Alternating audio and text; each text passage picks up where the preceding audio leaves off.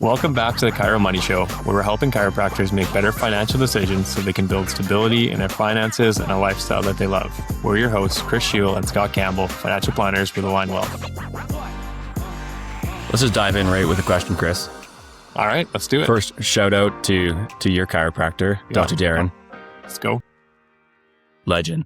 We love Dr. Darren. Question for you though, Chris. When you go see your chiropractor, Dr. Darren, you know exactly what you're going to pay for that adjustment. Yep. And you know what you're going to get out of it, right? Is that fair to say? Yeah, totally fair. And typically speaking, after that adjustment, you probably have an idea when you're probably going to see Dr. Darren next. Yeah. He usually reminds me before, like as I'm leaving the table. And if he doesn't, then when I walk past the front desk, they remind me when I'm coming to see them next. Sounds like they have some good systems in place to make sure you come back in time. Good systems. Yeah. Ultimately, though, there's transparency there. Like, you know what you're going to pay. And you know what you're going to receive, and you know what to expect next in terms of the next time you're going to be in, right? Yeah, and well ahead, like with the care plan that he has us on, it's like we know if we're going for a scan or rescan, if we're like at where we're at in the care plan, and there's different costs associated for some of those things, and we know about those at a time too. For sure. And obviously there's a lot of transparency in terms of what you're going to pay, what to expect. And I could name a lot of different examples of where that's the case, but where that's typically not the case is in the land of financial advisory planning, financial services. I don't think the waters could be any more muddy than they are in terms of the varying levels of different types of advisors doing different types of services, charging in different ways. And ultimately, what I would probably say across the board, across Canada, is that there's probably a lot of Canadians unsure of how much they're paying, what they're getting for that service. And there's a lot to be like kind of questions. There's a lot of confusion around that. Would you agree? Yeah, 100%.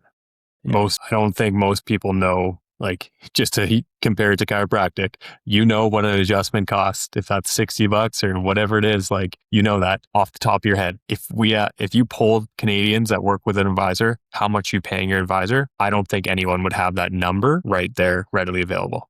Unlikely, for sure. So I think what we're trying to get to at this conversation today is like, we want to kind of just bring some transparency to the conversation in terms of helping our listeners better understand kind of the landscape of the financial advisor planner world, like what you should be expecting today in 2026 from your advisor, understanding kind of how certain advisors get paid and compensated. But before we get there, I want to ask you something else, Chris. Dr. Darren, he's a chiropractor, a doctor of chiropractic. You know that he went to school and had to earn those credentials, right? Yeah. So this is a true story. Like we could pick anyone. Let's use your dad, for example. If he wanted to, he could hang up a shingle tomorrow and call himself a financial advisor. Could he not? Yep. Like nothing wrong with that. He's pretty savvy. He's a savvy guy. Yeah, he knows his stuff. He knows his stuff, right? But the point being is that like anyone in Canada right now can legally use the term that they can or the title, I should say, that they can call themselves a financial advisor. But not anyone can call themselves a doctor of chiropractic or a chiropractor, right? Yeah. Not anyone can call themselves a lawyer. Not anyone can call themselves a CPA or accountant. It's interesting, the financial services in Canada, like there's less regulatory kind of, there's no, what's the right terminology, Chris? There's no title protection or title protection. Yeah. It's starting, like Ontario has kind of started to try to go about this, but it hasn't been done well yet. Mm-hmm. So currently there's more or less nothing in Canada, at the moment. Yeah. Which is, it's frustrating because, if you see an advisor out there that, you think you might want to work with, it's like you don't have any baseline level of like trust or like understanding that they have the competency and the skills to do real financial planning or advising work. Mm-hmm. Yeah. In certain cases, like to start a career as a financial advisor, you don't necessarily need a 4-year degree, or like you could really just kind of go do a crash course on whether that getting your insurance license or getting your mutual fund license. Obviously there's some work that you need to do to study for those exams and pass them and get the proper certifications to then I essentially sell products to the public and then call yourselves whatever you want. I won't name any firms, but I remember back, like it was probably 10 years ago or so, I had someone that I used to work with back in my restaurant days. And she had moved into the financial advisory space. And within about a month, I saw her on LinkedIn and her title was Senior Financial Advisor. I'm like, girl, you've been in this industry for about a month or so. Yeah. But you can call yourself whatever you want. So Yeah. it's just Probably. maybe in some cases misleading, but Yeah. also just the added confusion of what people can expect from a financial advisor. Yep. We won't pick on firms here, but I'm guessing it was probably one of those firms that said you can do your training and get certified in a weekend. Yes. Go through your weekend course and call yourself an advisor and start earning money. Yeah. You're not wrong about that. Yeah. And that kind of leads us into our next point, probably the ways that advisors get paid. Yeah. And yeah, let's dive into those. Let's talk about kind of I think we boiled it down to kind of three primary ways an advisor gets paid. And before we even get into these 3 points, I think it's probably, we'll mention this later, but at the end of the day, the point that we're looking to kind of make here and kind of help bring some clarity to our listeners is I think it's really important to understand how much am I actually paying in dollar terms, like full transparency on what I'm paying in total. That's pretty straightforward, right? And then what am I getting for it? That's what we're trying to ultimately get to in this conversation of understanding what kind of advisor am I working with? How do they get compensated? How much am I getting paid? What service am I getting for those dollars that I'm paying? That's what we're ultimately trying to kind of uncover here. 100%. And we're not trying to pick on ways that advisors charge or how much they charge. At the end of the day, you can have an advisor that charges $1,000 a year or that charges $10,000 a year. Yep. If they're providing value equivalent to the fee that they're charging, great. That's all we're trying to get at is are you getting a fair return for the cost of that service? For sure. As an individual. Yeah. All right. So let's look at the 3 ways a typical advisor gets paid. Talk about the most common one first, Chris. Yeah. Go for that one. All right. Okay. So bank style, I think we talked about this on a recent episode, how still 3/4 almost of Canadians have most of their investment dollars at a major, a big bank in Canada. I think most of those might be more than that, but at least that. Yeah. At least 3/4. So this is probably the most common. So you're working with a bank advisor. That bank advisor is possibly, paid commission for the essentially the mutual funds that they are advising to clients. Or maybe they're just paid a salary and the bank itself is the one collecting the fees. But inevitably, in this case, the most common thing to see is a high MER or management expense ratio that is baked into the fund that you are invested in as a client of the bank. So usually these MERs, management expense ratios, are in the 2.5% range, 2% range at these big banks. And it's kind of like an invisible, fee in a lot of cases. It might not even be fully disclosed by the banks, even though they're supposed to. And you don't see this on your statements yet. That might be coming. It probably is. I'm not all up to date on, what Canada's requiring on statements and disclosure for this, but I have heard it's probably coming. But yeah, basically that fee is deducted before your returns. So if the fund returns 7%, and there's a 2% fee, you're going to see a 5% return. And that 2% is already deducted and paid to the fund company. Yeah. It's just a lack of transparency, right? And maybe not to necessarily the fault of the advisors, just kind of the structure that they're in is that they're kind of embedding the total fees into one overall fee, like the cost of actually managing said fund that you are invested into.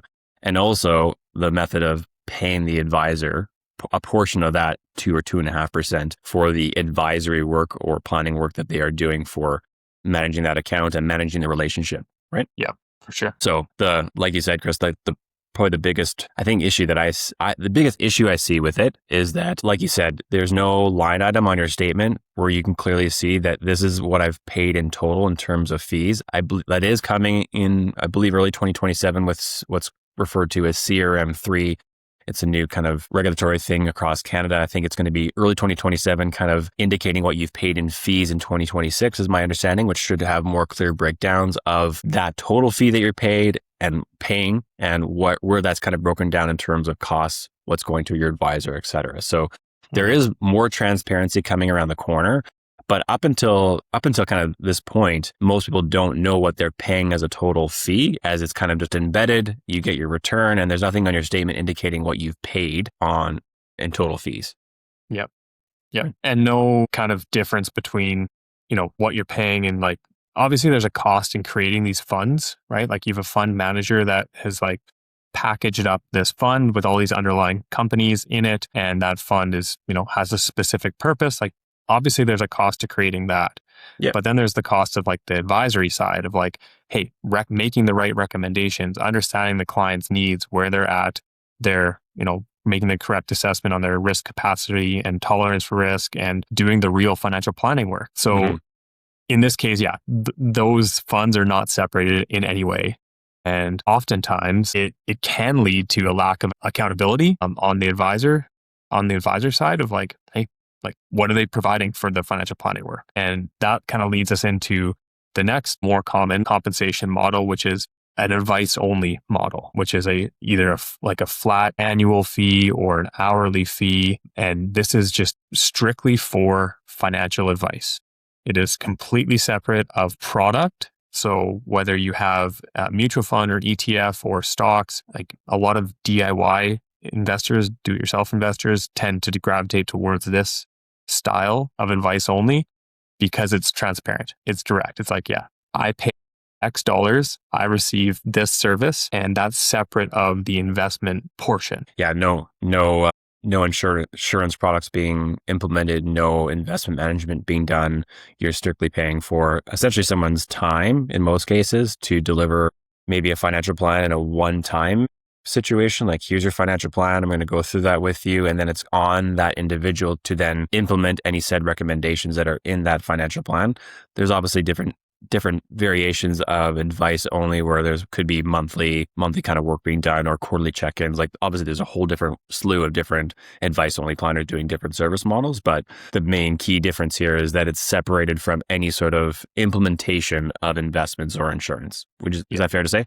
Yeah, usually. Yeah, you're really paying for time and expertise of that professional. And in that case, these advice only planners tend to be more qualified. It's hard to, convince someone to pay you $200 an hour for a financial planner that has done a weekend course and left the restaurant industry a month ago. Whereas someone that has, various designations and track record, that is more likely to happen in this case. What I typically see is like they're often a certified financial planner in most cases, not always, but I would say the larger majority of cases, they have at least had their CFP along with some other designations as well. And what I typically find with most advice only planners is that they are like financial planning nerds at heart. Like they love to they love putting together financial plans. They love, building that all out, the relationship side, getting in the weeds and like delivering a real great financial plan to the client. But they don't want to do any sort of like, they don't want to have anything to do with like investment management or helping a client implement insurance. Like they want nothing to do with that. They just want to deliver advice and that's it and get paid for it. Yeah. Nothing wrong with that. Yeah. No, it can be a good model for the right person. For sure. Yep. Yeah. So the last kind of model that we'll kind of touch on today would be kind of referred to as maybe fee only, fee based. I think there's some muddied water there in terms of what you call that. We'll call it, for the sake of the conversation, kind of fee only. Point here is that there's a group of advisors or planners in Canada who will separate the cost of the product from the fee that they're charging for their advisory or planning work. Is that a good way to describe that, Chris? Like there's a separation, there's transparency of like, here's the MER on the ETFs or funds that we're going to implement for you. And there's a separate percentage, often a percentage fee or a percentage fee plus planning fee for the cost of advice and implementation. Yeah. Yeah. I'd say it's almost like that advice only side where it's a transparent direct fee, whether that's a direct like dollar amount or a percentage fee of a bank account or of an investment account, pardon me. So you do have that side of it. And then that advisor is often also managing the investments. So then there is that component of, okay, there are some fees associated with those accounts and the funds that are, being selected. Yeah. We're obviously biased because that's the methodology that we use in terms of charging for our financial planning and advisory work or wealth management work with clients. The reason why we think it's a very transparent way of charging for advice is that from a product standpoint on the investment side, we're not paid directly from any sort of fund provider or ETF provider. We're looking to use the funds that we think are the best fund for the client in terms of their risk tolerance and goals and et cetera. And then we're just charging our fees separately. So a lot of cases, some of those fund managers that, in that first kind of bank model, or if you kind of are using those products that have the higher fee, oftentimes that comes with a lot of whining and dining from the fund managers because there's incentives and kind of like things that fund managers will do to kind of incentivize advisors to use those funds because the fees are all kind of baked in and there's sometimes some back end commissions or things kind of going on that front. So yeah, we think it's really important that the fund is, if you're paying for advice, that at the end of the day, it's a transparent fee that you know exactly what you're paying for the advice portion versus the products that you're invested into. At the end of the day, like we said, it all comes down to a simple test. Regardless of what of these three you fall into, can you see the cost that you're paying? Yep. Is it clear? That's right. That's what really matters to our listeners. And like we said, we're definitely not here to pick on any one of these models. They all potentially can deliver a positive result to the end investor or client. But like for example, we talk about the bank advisory side where maybe sometimes the fees are not as clear or as transparent. Two things may happen. One, the client just may not know what they're paying in terms of a total fee to their advisor, whether they're paying a small fee because they have a smaller portfolio or a very large fee because maybe they have a quite sizable, $500,000, $1 million plus portfolio, they could be paying a pretty sizable fee. In that respect, there's also, we know bank advisors that maybe we might not be aligned from an investment philosophy standpoint, but they might be doing really good financial planning work and delivering great advice and seeing their clients on a regular basis. And in that case, there could be still a good exchange of value from a fees paid to the advisor for the work or for the advice and support that they're getting. But on the flip side, we also see the contrary where we've met with new potential clients who have been working kind of with advisors that are in that type of model where they are paying thousands of dollars a year in fees that they're kind of unaware of. And the service, when we ask, well, what are you getting for that right now? And that's where there's a lot to be desired in terms of I'm not sure when I'm going to see my advisor next, or maybe I see him or her once a year and we do kind of a check-in, review the portfolio. Maybe we move some funds around, but there's no we're going to talk about what you should be expecting from an advisor today in 2026. And what we often find is that people are not getting that in a lot of cases. Yeah, for sure. So in our opinion, managing money is essentially a commodity. Like managing investment accounts it's been commoditized, especially if like us, you believe that investing is a problem that has been solved. There are no tricks. There's no special sauce. It is simply a balanced, diversified portfolio, ideally that tilts towards segments that have shown that outperformance over the long term. It's really simple, investing part. So if that's been commoditized, what are we actually paying for? What should we be paying for? It's not the stock picking. It's not the fund picking. What is it, Scott? Yeah, it's everything else. Everything else in your life that has a dollar sign kind of associated with it, and even all those dollar signs and those different areas of your financial life, those are tied to what you want out of life, your goals, the life that you're trying to live today, what you want in the future, what you want for your children. All that's tied to money. And whether that be your corporation and putting together the appropriate income and tax strategy from paying yourself from your corporation, or looking at your personal cash flow in a lot of detail, or getting into the weeds of looking at your profit and loss with your corporation, getting into the big picture kind of financial projections of retirement planning. Like the list goes on. Tax planning, we get into more investment philosophy and understanding that, and insurance and risk management and estate planning. Like I could continue to go on and on, Chris, but there's a lot to talk about when it comes to money. Like it's always an ongoing conversation. Like what's top of mind right now? What are the unique problems and challenges that you're facing right now in life? How can we maybe make some adjustments to your financial plan or what's going on to help you move forward, making great financial decisions? That's what we feel the real value is in aligning yourself and partnering with a financial advisor planner that's doing all that kind of, for the lack of a better term, comprehensive kind of holistic planning work. Mm-hmm. Investment management, the actual like managing of accounts, I think there's a value add in that in terms of like taking that off someone's plate in terms of like managing it, making sure trades are being done, making sure contributions are being made, kind of a third party managing it for you on your behalf can be a value add. Without emotion. Without the emotional piece of you trying to do it yourself. But it has to, like we always strongly say, like that investment management piece as a standalone value, like a value proposition, that's not what you need today in 2026. If that's the value prop of an advisor, say, hey, I'll manage your money and we'll get together once a year and we'll review your funds and your performance. I don't know. I know I wouldn't be paying what a lot of those advisors are charging just for investment management in 2026. I'd want everything else that I just mentioned on top of that. Well, especially as we know the likelihood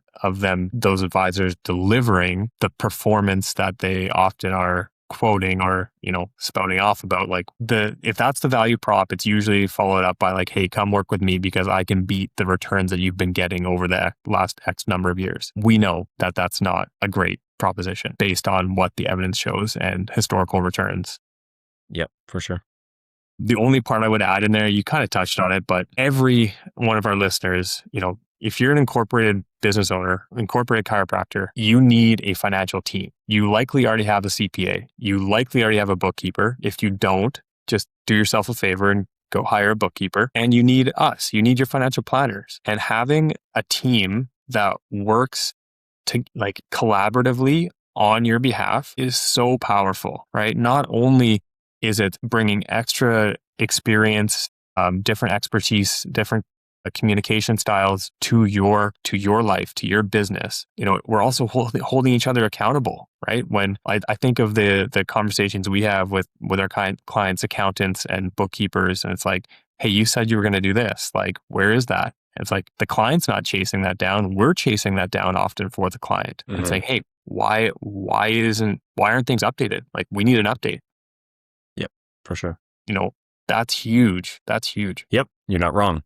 I think at the end of the day, like we said, to start the conversation off with, there's various different ways advisors get paid in the world of financial advisory and planning. There's a lot of different titles out there in terms of what they can call themselves. Chris, why don't you tell us a little bit, if you were a chiropractor, obviously we're biased in terms of our service and what we do, but even if you weren't a chiropractor, if you were just looking for a financial advisor planner in today's world, what would you be looking for in terms of making a decision to either hire an advisor? And then maybe you can follow that up with, if you're currently working with an advisor and you feel like there's just a little bit of unsureness or clarity around what you're paying and what you're getting, what kind of questions would you consider asking? Yeah, for me personally, if I was looking to hire an advisor, I would first be looking for a relational fit. That would be paramount for me. It's like, is this a person I'm going to be excited about connecting with for the rest of my life? Like, I'm going to potentially meet with this person multiple times a year over the next 20 years. Such a great first point. I love it. Like, I was hoping you were going to start off with some sort of credentials or something like that. It has to be the right relationship first. Yeah. Like there has to be that human relational component, especially if you're doing the good work and seeing each other on a regular basis throughout the year. Like, just like how we wouldn't want to work with a jerk of a client that is no fun to work with. Same thing with on the client side. Like, they don't want to work with an advisor that they're like, I don't know if I really like him or her. Like, we don't really jive. Like, that has to be the first component of it, right? Was it that last week we were meeting with a client talking about a potential referral, and we're like, our policy is no jerks allowed. Yeah, that's it. Yeah. First point, no jerks allowed. So if I'm looking for an advisor, they can't be a jerk. We gotta fit relationally. After that, then I would look to the services they provide. So what is it that you are going to deliver for me? Is there something specific you're going to deliver for me in the first 3 months of us working together? And then what about annually? What about after that? What about after we do all the heavy lifting and like get a plan in place? What does that look like from an ongoing perspective? When do I hear from you? What do you give me? What can I expect? Yep. Clear expectations. You know what to expect. You're like onboarding, maybe it's early in the engagement, and also what's going to happen year over year over year.